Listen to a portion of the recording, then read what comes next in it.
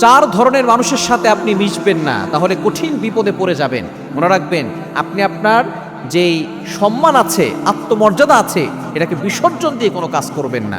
মনে রাখবেন, এই চার ধরনের মানুষ, আপনি তাদের সাথে দেখা হলে সালাম দিবেন, তাদের জন্য দোয়া করবেন, কিন্তু তাদের সাথে বেশি মিশতে গেলেই আপনি বিপদে পড়ে যাবেন। নাম্বার ওয়ান, এক নাম্বার হচ্ছে যে সকল মানুষরা আপনার কথার কোনো মূল্য দেয় না।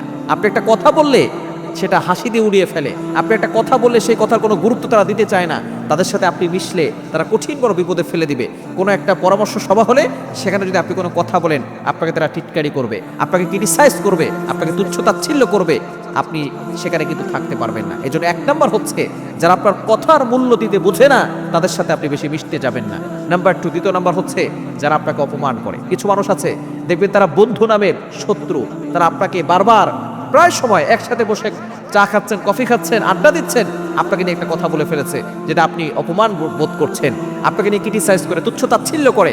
মনে রাখবেন, যারা অপমান করে তারা কখনো আপনার ভালো চায় না।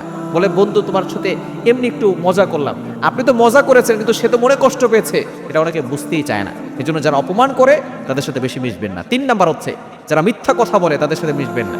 মিথ্যা যারা বলে, নবীজি সাল্লাল্লাহু আলাইহি সাল্লাম জানিয়ে দিয়েছেন, যারা মিথ্যা বলে তাদের মুখের দুর্গন্ধ এতটা ভয়ঙ্কর হয়, তাদের থেকে ফেরেশতারা কিছু কিছু রাত দ্বারা জানা যায় 100 হাত দূরে চলে যায়। এই জন্য অবশ্যই যারা মিথ্যা বলে তাদের সাথে আপনি বেশি মিশবেন না। এবং চার নাম্বার হচ্ছে, যারা স্বার্থের জন্য আপনাকে ব্যবহার করে তাদের সাথে আপনি কখনো মিশবেন না।